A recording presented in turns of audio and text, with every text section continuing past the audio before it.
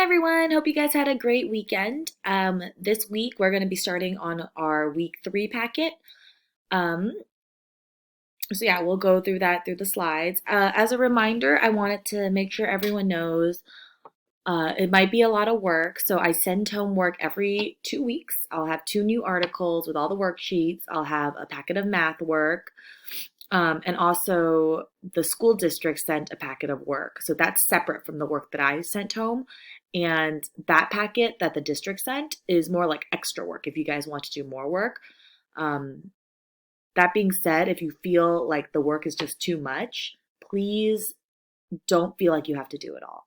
It is there if you want to do it. You guys can watch these videos when you want to, when you have time. But if you feel that there is a lot of things going on right now, definitely don't feel pressure to do all this work. It's okay to just take a break and it's okay to not do it. We'll be back in school soon, even though it feels like it'll be a while.